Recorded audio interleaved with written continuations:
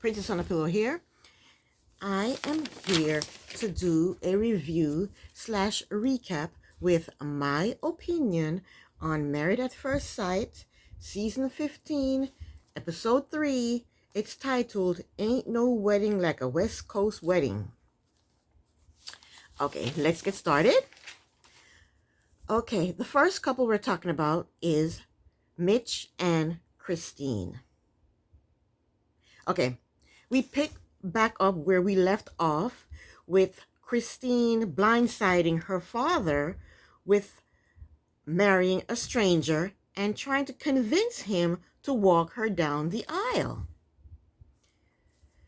I understand Christine being a coward because I think when I was younger, I'd have done the exact same thing. Wait till the last minute to tell people I'm getting married to a stranger. Anyway, her father told her to go for it. And I love Christine's dress. The material looks soft and lacy. The dress hugs her figure. I love the design on the dress, the designs on the dress. It has a split up the front all the way up a little past her knees. It looks comfortable. But I'm not crazy about her hair and makeup. I didn't like her hair and makeup. Her hair and makeup look basic to me. Anyway, her bridesmaids gave her the gift from Mitch. And I noticed that Christine is very critical. When she read the note from him, she had a comment about, after every sentence, she had a comment. But first she said, we have a printed note. That means he didn't handwrite the note. So she had to point that out, that the note was printed. But it's probably good to have a printed note. Maybe he has bad handwriting. So we're going to assume the reason it's printed is because he has bad handwriting, right? So she reads, she read, it says, hello, future wife. And she says, so far, his grammar is great. She's picking apart the sentence. Then she says, the note says, I hope this plant will symbolize our budding relationship. Then she said, that's cute. Then she read, it will grow over time and flower. Then she said, that's funny. So now she knows her future husband has bad handwriting. He has good grammar.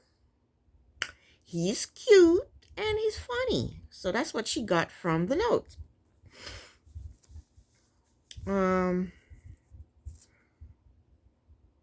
So I'm liking Christine. I like that she kind of analyzed that because she has no clue who this man is. So every little thing she's going to think about and wonder about. And that's something I think I would do. So I'm kind of liking Christine. And of course the gift is a plant because that's what he mentioned in the note. And she also got her engagement ring from that daggone website that everybody keep advertising. Even the doctor and the doctor, what's her face? What the hell's her name? Pepper? Dr. Pepper and Pastor Cal did a what do you call it? Commercial about the damn website. Anywho, her ring is bigger than Alexis. Everybody's ring is bigger than Alexis. Anyway, she's emotional because her last engagement ring, she had to end up paying for it. So she's emotional that she got this ring that she didn't have to pay for. So another thing we found out about Mitch is he has good taste. But I wonder how beautiful and big that ring would look if he had to pay for it himself. Huh? I wonder. Anywho, next we saw Mitch and his groomsmen, and they're still trying to tie his bow tie. But the groomsmen are laughing and joking, having a good time, and Mitch is getting pissed. Mitch looked like he wanted to knock one of them out because he's getting upset. So the producers took pity on him and sent somebody in to tie his bow tie. But the lady who they sent in, she looked like she didn't know what she was doing either. She looked like she was looking at instructions and tying and looking and tying. She looked like she didn't know what she was doing either. But she got the job done and she tied it perfectly.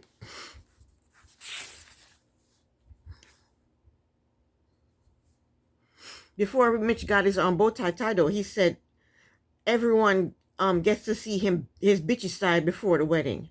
We already saw your bitchy side, Mitch. So when you told us that you flip tables when they don't, you cause a scene when they don't put enough coffee in your cup at the cafe.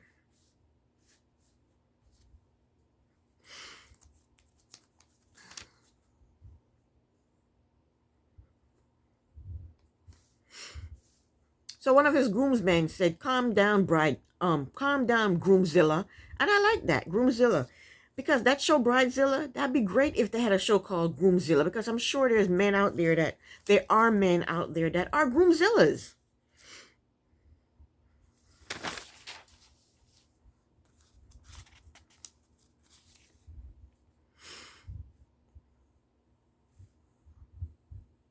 So after the lady tied Mitch's bow tie, he instantly turned back into a normal person. He wasn't a groomzilla anymore, and he wasn't looking like he wanted to knock somebody out. He turned back into a nice human being. I think Mitch is going to be the one to entertain me this season. I predict that him and Christine won't like each other. And I don't think they'll get along either. And it's going to be a shit show, and I cannot wait to see it. Because I watch TV for entertainment, so I need them to entertain me. Do your job and entertain me. I pay enough for cable, okay? But I think Mitch looked good in his tux. His tux is a basic black. He's not wearing any high water, no skinny leg pants. And he's wearing appropriate shoes and socks. And again, I like stuff like that because I'm old-fashioned. I like the normal things, you know? I don't like a skinny pant leg on a tux. Skinny legs on jeans, fine, but not on a tux. And I don't like the pants above the ankle with no socks and shoes that look like slippers. That look like something a European would wear. And ain't nobody here is European. Nate Tux pants was skinny leg. He had on no socks and he had on slippers for shoes. I didn't like that at all.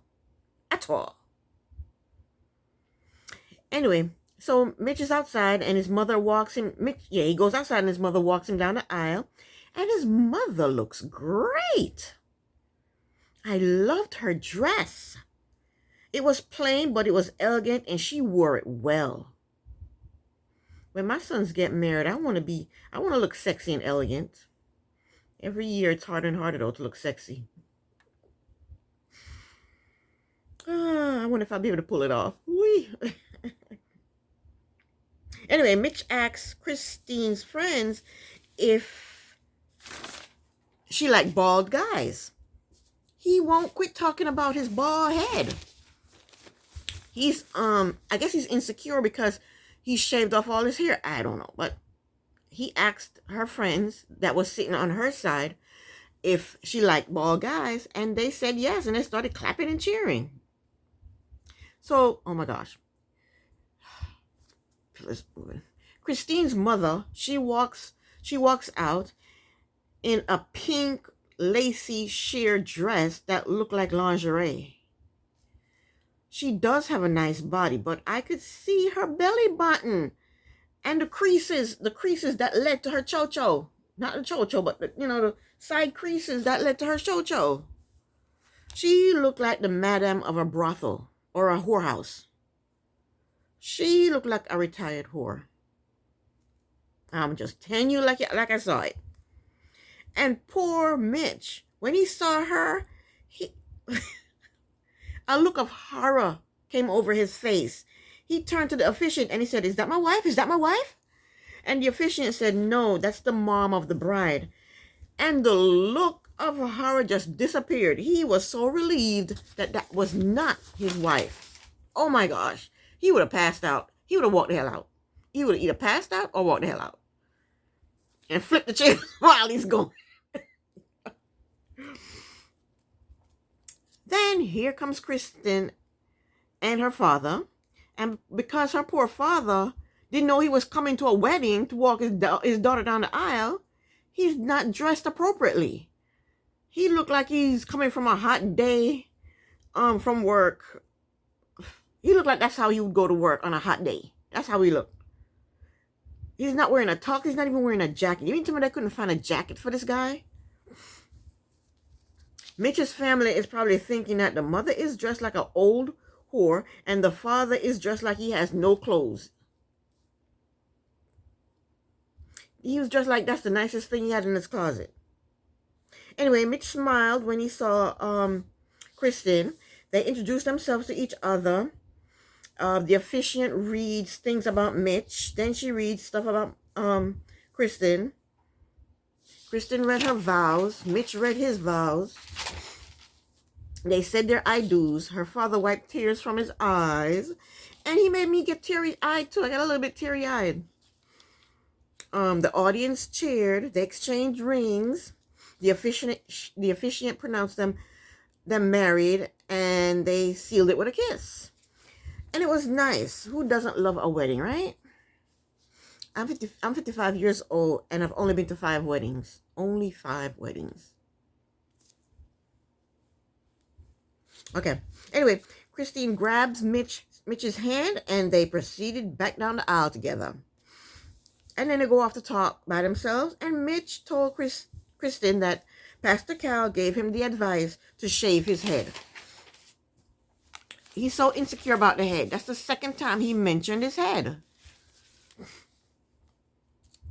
But I gave him the same advice. I wanted to shave his head. Last episode, I told him to shave his head and shave the stuff off his face. So they talk about her dog. They talk about his work. And Kristen told the camera that she is hot for Mitch. That's a shock to me. Why is she hot for him? He's not really attractive or sexy or anything, but she's hot for him. Well, let's see how long that lasts. Anyway, they took photos, and I think it was a hot mess. They're taking a group photo, and Mitch is holding one of his niece, and she's eating. And then Mitch's bow tie is crooked. Then they take a photo with her parents, and her father is competing with Mitch. He said, I have hair, you don't. What the heck? What was that for, Kristen's daddy? What was that for? Then Mitch is talking to the camera, and he said she is pretty, but he is not attracted to her. Oh my gosh. He said his type is less physical and more lifestyle. He said she seems more mainstream than him. He said he is attracted to a woman more natural than super dolled up. Mitch, this is her wedding. That's the reason she is dolled up. She can't come to her wedding in sweats and flip-flops. You're dolled up. You're wearing a tux. What the hell? You know what? I'm going to need to get a switch or something to clobber Mitch with. Yeah, Mitch needs to be clobbered some way, somehow. How dare you? This is her wedding. She's supposed to be dolled up. He don't like her because she's dolled up. What the? Where does he think he is? You're wearing a tux. You're dolled up. Oh my gosh. Then he says she's voluptuous. I hope she likes me. He doesn't like the fact that she's dolled up, but he likes her boobs. He likes her breasts. He likes her big, the size of her breasts. I don't know what's up with Mitch. Mitch needs somebody to clobber him. Yeah, and I'll volunteer to do the job. Or get a switch from the tree. She's not his type, but he likes her breasts.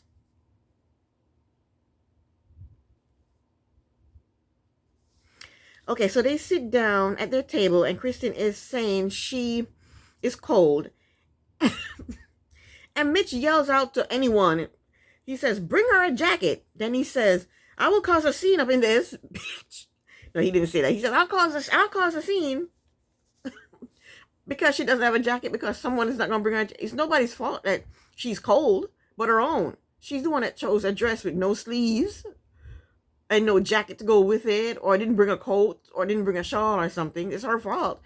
So who are you going to get mad at, Mitch? Then he says to her, for better or worse, he's trying to look, hey, this is my words. This is what I do. I cause a scene. I will cause a scene up in here if I'm not happy. Mitch is something else. Mitch is going to entertain me this season. But poor Christine, she don't know what to say. She's shocked. She's like, oh shit. But she's happy when they call them to the dance floor. So they're dancing, and she asks him when was the last time he slow danced. And Mitch said, high school. Mitch don't get out much. No, Mitch don't get out much. But Kristen, she doesn't care. She tells the camera that she wants to be alone with Mitch because she basically wants to make out with him. Who says that?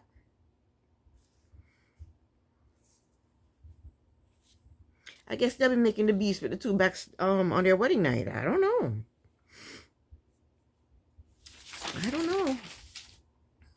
So while they're still dancing, he tells her that he is glad she took off her heels. And he wants to see her in a pair of sweats. Do people wear sweats anymore? People wear leggings nowadays, not sweats, right? Mitch tells the camera that Kristen took off her heels and she seems like a real person to him. Don't he understand that women get dolled up at their weddings? Well, poor Christine, she can never ever wear heels again then. She can't wear heels. She gotta wear flip-flops. Or go bare feet.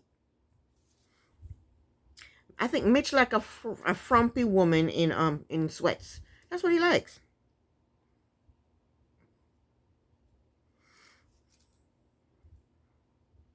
So they get ready to cut the cake, which look hideous. The cake looks like a huge seaweed turd. It looks disgusting. I wouldn't want no part of that cake, and I love cake.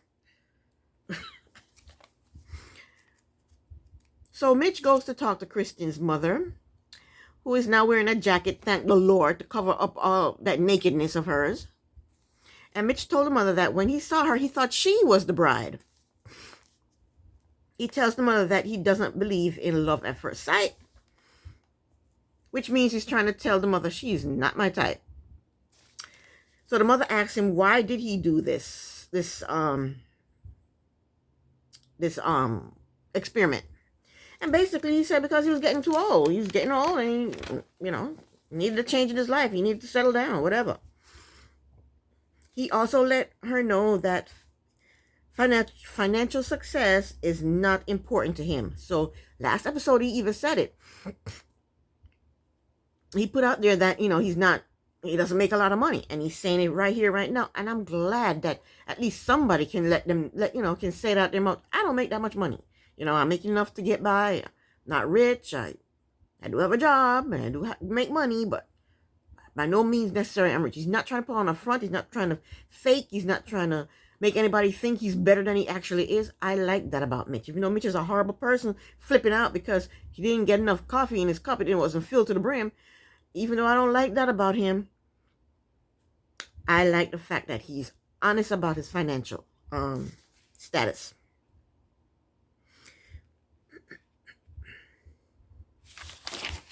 But the mother tells him that Kristen is independent and she wants someone who has his finances in order. Basically, that's what the mother told him. But I wouldn't listen to that mother. I would talk to Kristen about that, not her. She need to go put on some damn clothes. She need to get a better wardrobe. I don't know why she thought it was appropriate to come to her daughter's wedding looking like a madam in a lingerie dress. Where do that at? Where they do that at? Is that how they say it? Where they do that at? You can tell I don't talk like that, but yeah. Where they do that at? Anyway. But if Kristen wanted someone in the same tax bracket as hers, or making the same income that she makes, then that's what she should have told the experts. I'm pretty sure she didn't tell them that. I don't know. I didn't see from the beginning to the end of the very first matchmaking, the matchmaking episodes. I didn't see the very first episode where they were, selecting the people and what all they said that they liked. But if she told them she wanted someone on her income level and they didn't give her that, then that's on them. But I'm pretty sure she didn't say that. I don't know. So Mitch goes into the restroom and sees Miguel. Isn't it strange that the cameras followed him into the bathroom? Why would the cameraman follow Mitch into the bathroom. Why would he do that? But anyway, he goes to the bathroom and he sees Miguel, and I didn't know they had the weddings. They had weddings on the same day. But I guess that's all right. So Miguel told Mitch that he is happy with his wife and he is full steam ahead and he is smitten. And Mitch told Miguel that his wife is cute and they are vibing. And I'm glad they didn't say anything negative about each other's wives. I'm glad they didn't say anything negative about your wives. I'm so happy. So they talked about Ben's wedding being delayed. And then the next scene, Kristen talks to her bridesmaids and they want to know if there is any sexual chemistry between her and Mitch. And Kristen told them that she feels that Mitch is hot and she's pleased with him. In the meantime, Mitch is talking to his friends and he is saying there is potential for attraction. So right now he's saying, I'm not attracted to her, but there's potential. There's potential because he likes her rack. He likes her breasts. He says she's voluptuous. He told them that he doesn't know her, so he doesn't feel comfortable jumping on top of her. And you can tell that Mitch is not good in bed. For the way he said that. He doesn't know her well enough, so he's not going to jump on top of her. I don't think Mitch is good in bed. Why would you phrase it that way? Jump on top of her. That sounds crass and not sexy, not romantic, not anything anybody would want to do. I can tell Mitch is no good in bed. He's clueless in the bedroom. Yeah, Mitch is clueless in the bedroom. Most men are. Kristen tells her friends that she is worried that she is the one who's going to have to say it's go time. Kristen, don't worry about it. Go time ain't gonna be no good, so you're gonna have to show him what to do, girl. Mitch said to his friends that sometimes girls can be pretty aggressive with him. Why are women aggressive with you, Mitch? Because you don't know what you're doing, so they have to take the wheel. Yeah, that's how it is. If you're not pleasing them, they have to take the wheel and tell you what they like and show you what they like. That's why they're aggressive with you, Mitch, because you don't know what you're doing in the bedroom. Kristen tells her friends that she feels comfortable when she felt comfortable when he rubbed her back. One of her one of her friends said, he rubbed your back. She goes, yeah, he rubbed my back. Mitch tells his friends that he feels pressured and he is not the type to sleep with a girl the first time he meets her. Who is pressuring him? He says he feels pressured. By who? His friends? By Kristen? By both his friends and Kristen? Who is pressuring him? He also told his friends that it's been a while. It's been a while since he didn't. But at the bachelor party, he had the stripper spank him too. I think everybody got spanked but Justin. So he got a little bit of spanking at the bachelor party. But he said it's been a while, I guess, since he did the do. But the more he talked, the more I know that he's horrible in bed. Yeah, he's just horrible in bed, I'm pretty sure. And that's the end of Kristen and Mitch. That's going to be the couple to watch. They are going to be so entertaining, I think. We saw a little clip of Morgan and Ben. We see Morgan looking sad because her wedding was postponed and she's venting about how she's venting about her disappointment to the camera. And then we saw Ben. He's also he's explaining to the camera that he didn't intentionally catch COVID. He was being careful and everything, and boom, he caught it. And that's the end of Ben and Morgan. Next up is Lindy and Miguel. They take their photos. In the pictures, he looked like he's about an inch taller than her. But I don't know if she's wearing heels, so. But I don't hear her complaining. I would not want a guy my height or shorter. I'm 5'1". I like to throw on heels every now and then, and I don't want somebody to be my height or shorter than me. You can be an inch taller, but you can't be exact my height. Because when I put on heels, I still want to be shorter than him, you know? But short men don't bother me at all either. They don't bother me. As long as when I put on my heels, I'm not taller than them. So Lindy and Miguel are dancing. And poor Seventh-day Adventist Lindy, she's never danced before, so she don't know where to put her hands. She don't know what to do. She's looking awkward. Dungeon and Dragon Miguel asked her if she's never been to a prom before. I don't know if she said yes or no. I don't think she responded. But eventually she figured out where to put her hands, and they gave each other compliments, and they look good together. They look good together. So they sit down to eat and talk, and they talk about speaking Spanish, and then the guests, they tap the glass for them to kiss. And I would not want to kiss. Let me push this back a little bit. My head is cut off. Oh, my back is starting to hurt because I'm hunched over. I'm all up in the camera. All up in the camera. Okay. I would not want to kiss during eating. You know, if you're eating, food might be on your lips, food might be in your teeth, food might be on your tongue, and then you're gonna smell whatever it is they just put in their mouth. I would not want to kiss while I'm eating. You know, I don't like that. No kissing while eating. Next scene, they both go to talk with each other's family. My head is cut off again. Let me hurry up. My back's hurting me and I'm hunched over. I want to be all up in the camera. Anyway. Okay, so they both go talk with each other's family members, and everybody has good things to say. Miguel's sister did let Lindy know that they had a rough growing up. And Lindy's brother asked Miguel if he believed in the higher power. Or I think he asked him if he believed in God or Jesus or whatever. And Miguel said organized religion does not make any sense to him.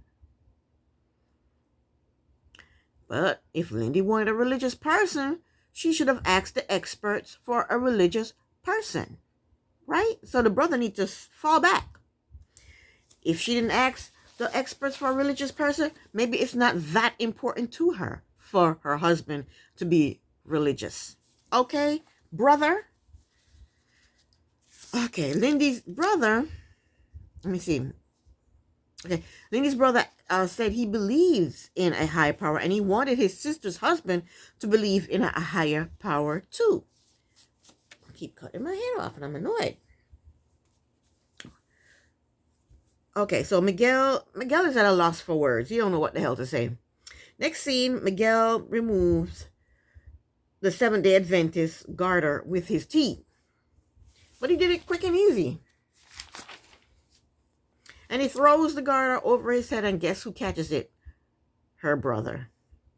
The Bible thumping guy. I'm a Bible thumper too.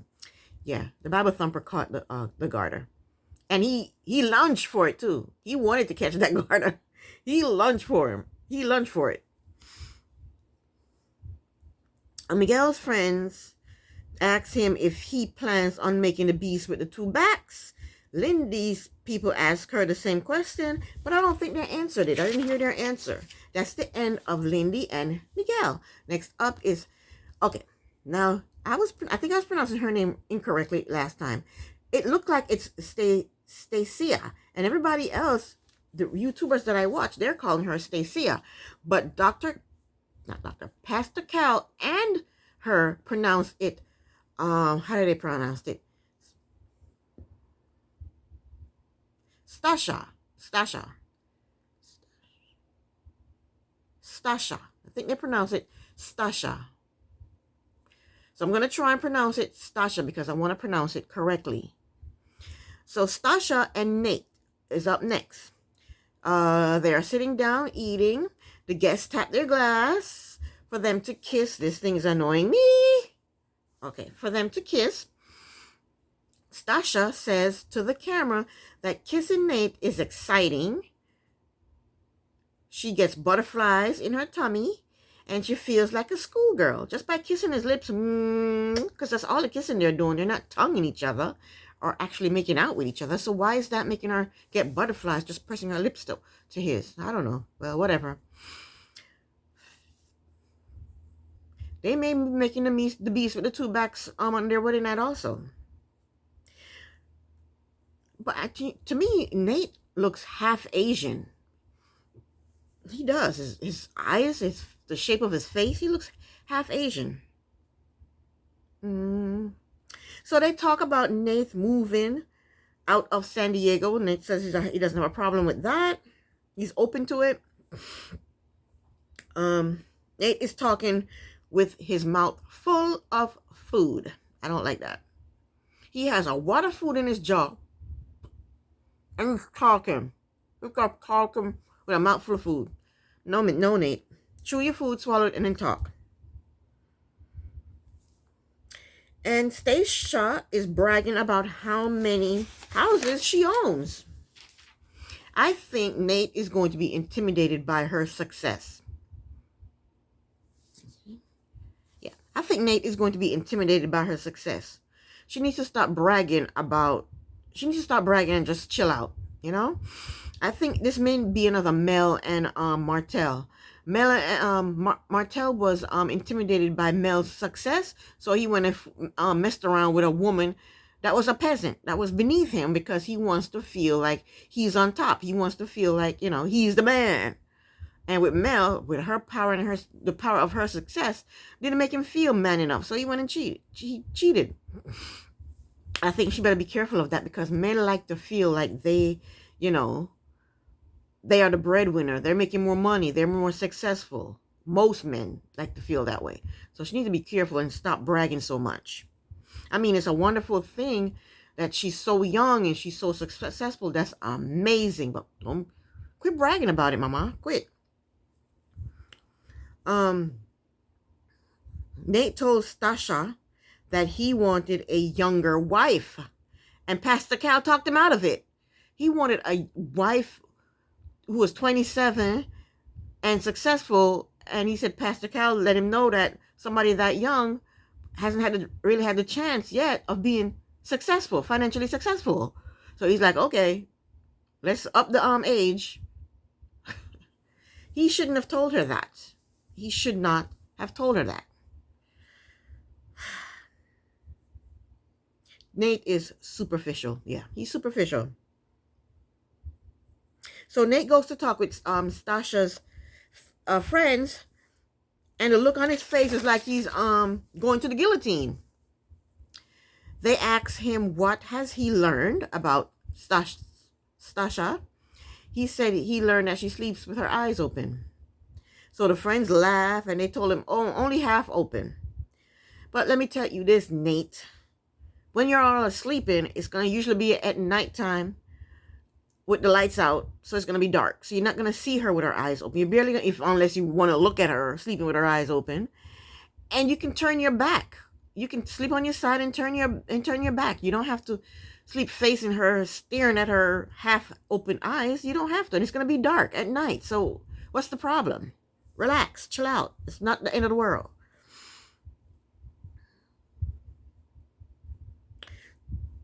Stasia's sister asked Nate his true intentions. He said she's physically attractive, so now he has to get to know her. In the meantime, Stacia is talking to Nate's friends, and she is telling them that she is not big on showing her emotions, and she is stubborn, and she usually gets what she wants. So now she has to think about someone else. She has someone else to think about. So I guess she's gonna try and not be so stubborn, and try to be more what's the word am I looking for? She's just gonna try and do better, and not be so stubborn, and not be so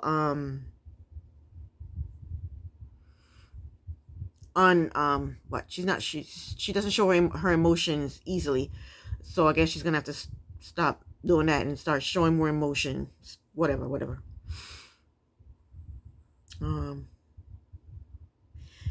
Okay, so the groomsmen told her that Nate is very friendly and he has female friends. And how does she feel about that? And she said she don't mind female friends as long as there are boundaries. She said as long as there are clear boundaries. I would like to know, what are these clear boundaries? No hugging, no kissing, no sleeping over. What are the boundaries? I want to know what his female, the friends with a female, the boundaries are with his female friends. I want to know what those boundaries are. Next, Nate and Stasha, they're talking to Nate's other friend, Megan. Megan is a good-looking, young, blonde girl. I shouldn't call her a girl. She's a woman, but she's young. They introduced themselves to each other. Nate did not introduce them. Why? I don't know. And that was bad on his behalf. So they introduced themselves to each other, but I think Nate is uncouth. He's uncouth for not introducing them first. He's uncouth for wanting a younger woman, but he wants her to be financially successful. He's uncouth for talking with his mouth full of food. Nate is just uncouth. Anyway, Megan is telling Stasha that she can talk to her whenever she wants to, and she wants to also, she wants her to know she's welcome to join them for game night. And Nate looks very uncomfortable and guilty and shifty. He looks very uncomfortable to me when Megan is talking to Stasha. Stasha is being very territorial. She holds on to his hand while Megan is talking to her. She just reaches over and holds Nate's hand. I think that's very territorial. It's like she's trying to say, okay, this is my man, this is my husband, we're a couple, we're together, we're married, this is our wedding, I'm wearing a white dress, hey. Megan seems secure in her position. She's just talking and talking. Megan told Stasha that she has known Nate for a year, and he is the first person she met when she came to San Diego. She said Nate is sweet and caring. Stasha told Megan that she is getting emotional, and she asks Megan why is she getting so emotional. And Megan told Stasha that she only wants good things for both of them. Stasha is looking at Megan like, bitch, I don't like you, and I don't trust you, and I got my eyes on you. That's how she's looking at her. Then Megan said, we do a lot of hiking and sunset and looking at the sunset. And they flash back to where the officiant was reading, and she said Nate likes hiking and sunsets. So that's telling me that maybe Megan wrote the vows, well, not the vows, wrote the description of what Nate likes. Maybe Megan was the one that wrote it.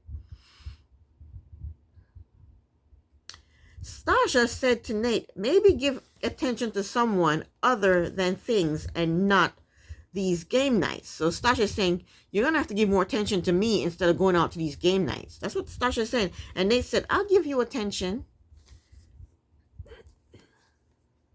And I'm pretty sure at one time, Nate and Megan were more than just friends. I'm pretty sure. I mean, she's a good-looking, attractive, young woman. Why wouldn't they? You know, why wouldn't they? So Nate talked with his groomsmen, and they asked him if he feels chemistry with Stasha. He says yes. Stasha friends basically asked her if she is happy with Nate's looks, and she said yes. Nate's friends asked him what was going to happen tonight. Nate told them it depends if things heat up. In the meantime, Stasha is telling her friends that nothing is going to happen tonight. One of Nate's friends wants to know how is he going to spice up the boring sex. What kind of question is that? Why would the sex be boring? Why are you automatically thinking the sex between them is going to be boring? Nate said he would have to guide her in the right direction. So Nate, you're automatically thinking if you guys have boring sex, it's going to be her fault. I tell you, these men are something else. The black guy with the dreads, with the golden tip, he's the one that asked the question about the boring sex. He must have plenty of boring sex to bring that up. Why would you ask him, what are you going to do about the boring sex? That's what he said. So it's automatically going to be boring sex? Where do you get that from? Why do you think that? And Nate automatically assumes she's the reason the sex would be boring. So he would change things. You know what? This guy, I hope he won't be coming around too often. He's a black guy with the sides of his head shaved. He has a blonde streak. He had golden tips in his dreads. He had in earrings. He had a beard, and half of the beard is in the middle of the beard is shaved. So there's hair here, shaved, and then here. Looks ridiculous. I don't know what that is. Is it a San Diego thing? I don't know. It looks ridiculous. He has a huge forehead, and his bottom teeth is he has gold plated. Where on earth did they find him? Is that the style in San Diego? They can have it. Nate told them that he would put her in the right position in order to keep the sex spicy. He'd place her in the right position. They told him that she asked about the freak in the sheets statement. Stasha is talking with her friends, and she wants to know which one of his friends said he is a freak in the sheets. That's a guy thing. A woman wouldn't say that. The woman would write about the sunsets and the hikes, but I think probably was a collaboration, because a woman wouldn't want to say he's a freak in the sheets. It's one of his friends that said that, so maybe they collaborated on what the officiant read. Stasha said she is all for it, but not tonight. What do you mean you're all for the freak in the sheets, Stasha? Do you even know what to what extent does his is he a freak? You don't know to what extent he's a freak. Maybe he will tie you up and whip you. Maybe he'll have you all on all fours with a ball in your mouth, crawling on the floor. Maybe, who knows what type of freak he is. What do you mean you're all for it? You don't know. You shouldn't say that. You should find out what kind of freak he is first before you are all in, girl. I think you're smart in business, but I don't think you're smart in relationships. I'm not either, so I can't really talk, but I'm not smart in relationships because I always choose dumb. I choose the wrong man. I shouldn't say I choose dumb men. I choose the wrong men for me. Anyway, she walks off, and her friends start chanting, "Consummate it, consummate it." And Nate hears that, and he likes that. But I don't think Nate is good in bed either. I think he's a selfish lover. Yeah, that's the vibe I'm getting from him. That's the end of Nate and Stasha. I'm going to have problems with her name. Next up is Alexis and Justin. Justin and Alexis are sitting down eating. Alexis tells him that she likes him because she thinks he is perfect for her and he allows her to be her. It's too early in the games, Alexis, for you to be saying all that. He tells her that he is a natural pleaser and he will do whatever it takes to make her happy. He seems like a pleaser. They seem happy for now. Everyone is partying and dancing. Justin goes over to talk with his brother. They had a nice heart-to-heart.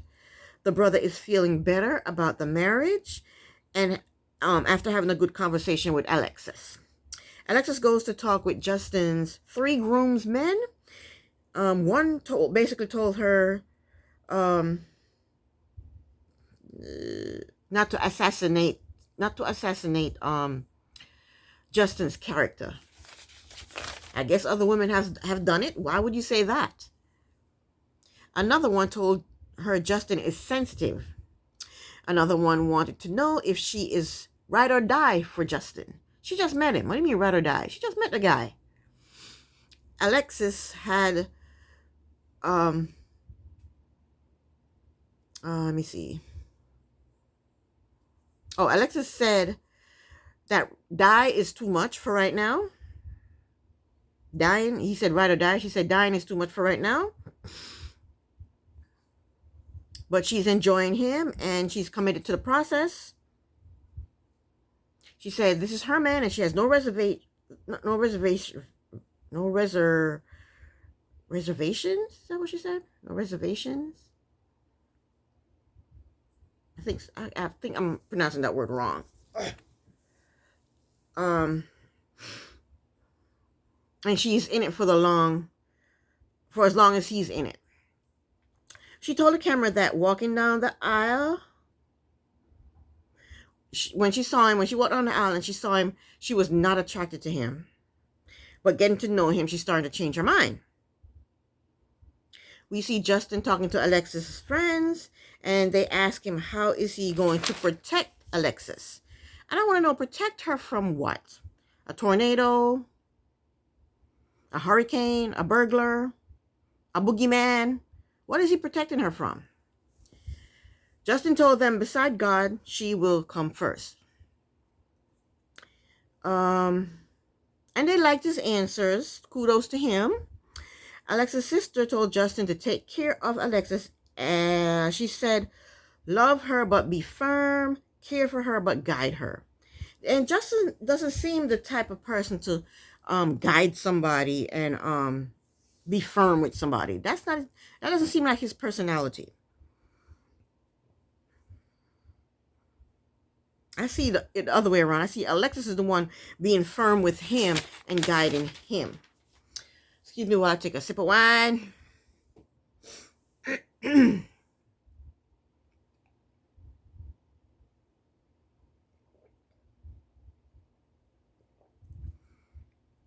It's Friday. No work tomorrow. And here I go with my sweating again. All right. One of the groomsmen asks Alexis if she gets upset, what should Justin do? Should he chase her or should he leave her alone? Alexis said he should chase her. She said he should send her an email. And if she block his email, then he should send her a message in a bottle, or he should try and get her by all means necessary. Get to her by all means necessary. Smoke signal. Stand outside of her window with a boombox. If you block someone, why do you want them to chase you? If I block someone, I don't want to see them, hear them ever again. I want to pretend they don't exist.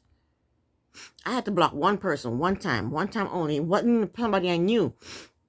I'm on this website called Goodreads, where you read books, you critique the books.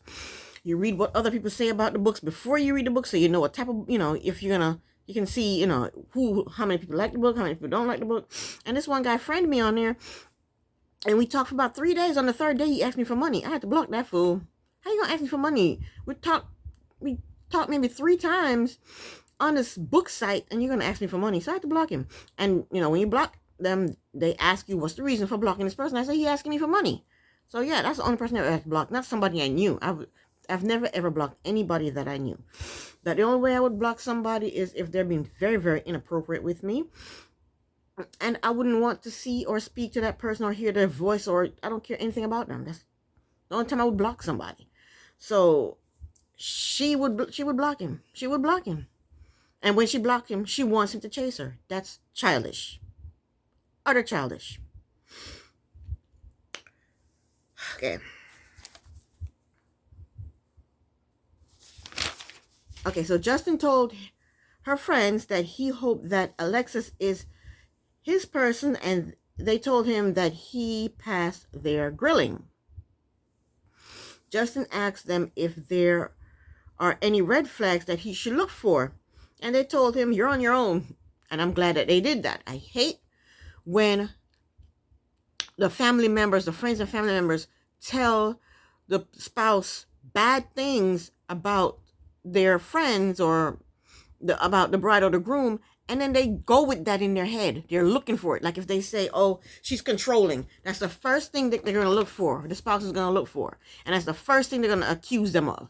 Let them find out for themselves the good, the bad, the ugly. So I'm glad that they didn't say anything about her. Next, Justin is about to remove Alexis' garter, and her mother doesn't want him to go up under her dress.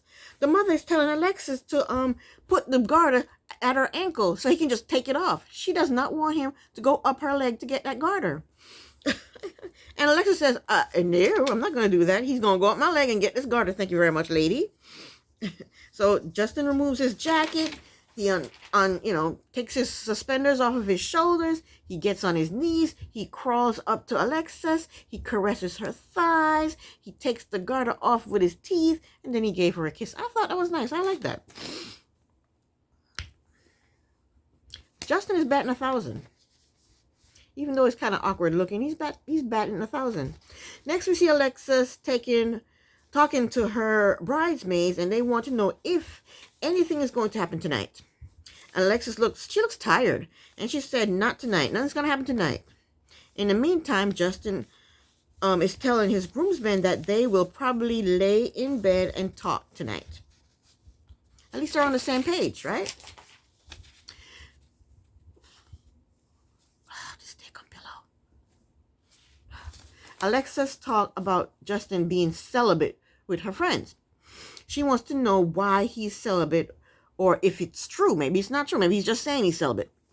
Justin's friends ask him, what if when they get to the room, he is feeling sexual? Justin said then he would get down. Next scene, they're in, so they show all the couples leaving the venue. And in the next scene, they show Alexis and Justin in their hotel room. And they're sitting together. He has his arms around her, or his arm around her, and they're talking. They're talking about kids and blah, blah, blah, blah, blah. And then they get ready for bed. Then they get in bed and they're kissing. And then the show went off. And that's the end of Alexis and Justin. This is the end of my review. I will be back next week with another review. Thank you so very much for watching. Princess on a Pillow here. Bye.